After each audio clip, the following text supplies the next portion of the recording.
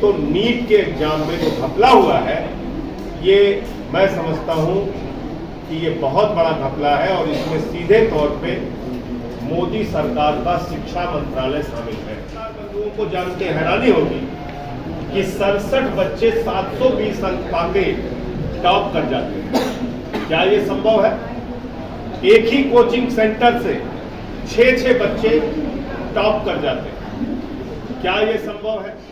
एक बच्चे को 718, एक बच्चे को 719 अंक आ रहा है, जबकि एक प्रश्न छोड़ने पर 4 अंक कटता है, यानी कि अंक हो सकता है 716, और एक प्रश्न गलत करने पर 5 अंक कट सकता है, यानी कि अंक की संख्या हो सकती है 715, ना तो 718 हो सकता है, ना 717 हो सकता है, ना 719 हो सकता है।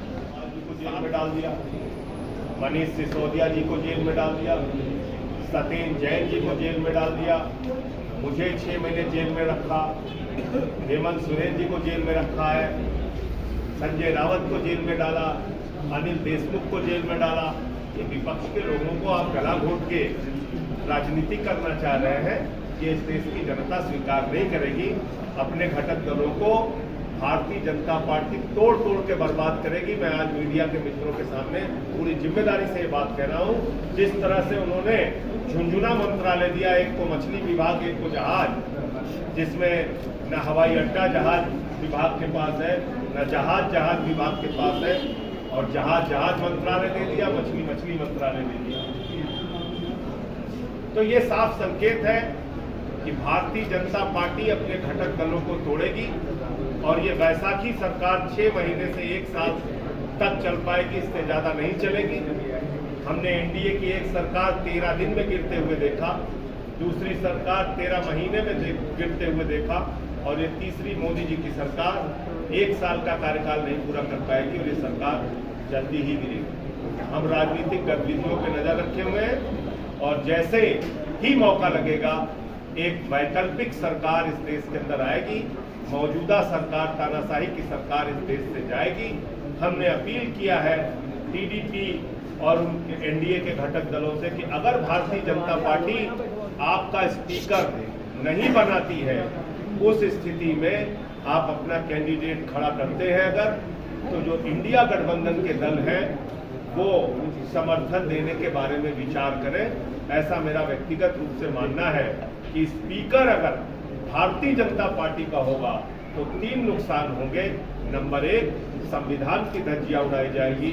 नंबर 2, पहली बार हमने देखा 150 सांसदों को भारतीय संसदीय इतिहास में सस्पेंड करके बाहर किया गया। सांसद मार्शल से घसीटे जाएंगे, बाहर फिकवाए जाएंगे। और नंबर 3, बुरी तरीके से तोड़ा जाएगा पार्टियों को।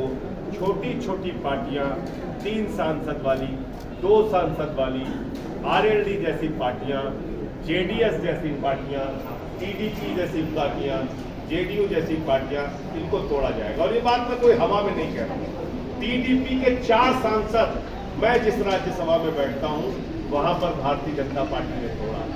4 सांसद, जब टीडीपी एनडीए का हिस्सा नहीं थी, 4 सांसद टीडीपी के तोड़ा है बीजेपी। तो टीडीपी को इनका इतिहास याद रखना चाहिए।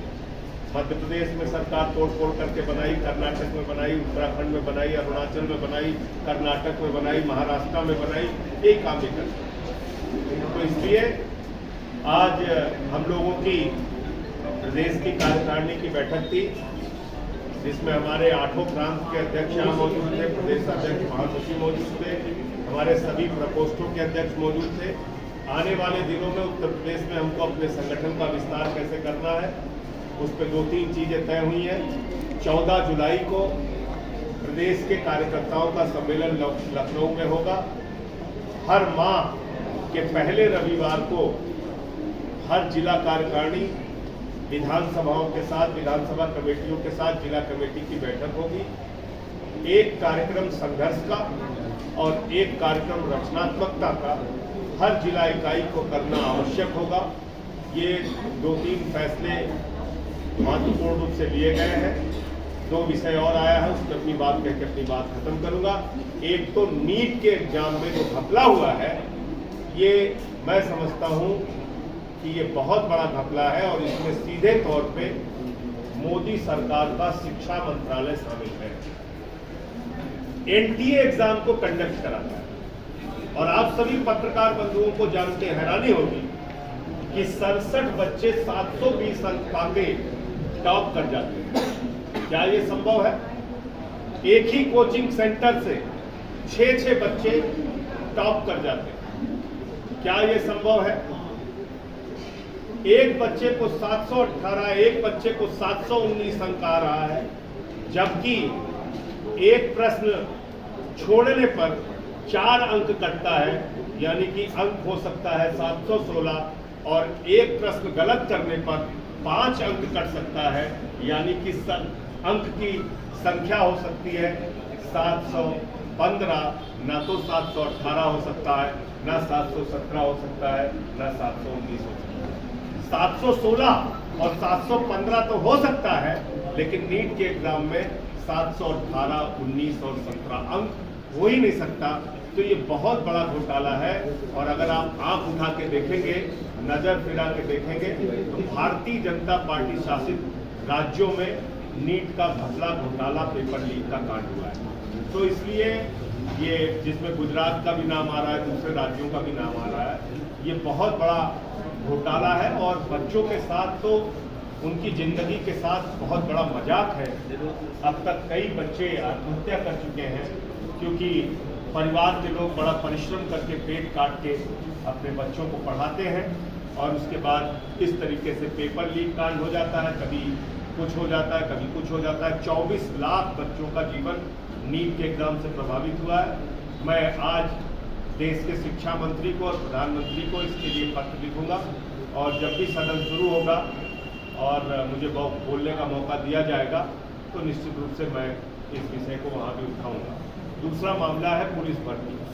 पहले तो आपने भारतीय सेना में अग्निवीर ला के नौजवानों को बर्बाद किया, भारत की सेना को कमजोर किया। 4 साल की नौकरी वहाँ पे कर दी आपने, ठेके पे आप सेना में भर्ती कर रहे हैं। अब दूसरा काम, अब उत्तर प्रदेश में पुलिस की भर्ती कर रहे हैं। अभी लोगों से सुझाव और प्रस्ताव मांगे गए हैं कि हम आउटसोर्सिंग करेंगे पुलिस की। अब उसकी जिम्मेदारी क्या जनता के प्रति होगी? क्या उसकी जिम्मेदारी सरकार के प्रति होगी? आप अगर ठेके पर पुलिस भर्ती करेंगे यूपी में, कानून व्यवस्था की तो धज्जियां उड़ाई जाएंगी। तो इसलिए मैं उत्तर प्रदेश की बीजेपी की सरकार से चाहूंगा, योगी आदित्यनाथ जी से चाहूंगा कि अपने फैसले पर पुनर्विचार कीजिए। एक तो पेपर लीक कांड हुआ, उसमें अभी तक आप न्याय नहीं दे पाए। पुलिस भर्ती में 60 लाख बच्चों की जिंदगी बर्बाद हुई, और अब आप ठेके पे पुलिस ला रहे हैं। तो इसका आम आदमी पार्टी विरोध करती है, और अगर ये योजना लाई गई तो हम लोग पूरे उत्तर प्रदेश में इसके खिलाफ आंदोलन करेंगे। मुझे मोटे मोटे तौर पे इतनी बात कहनी थी।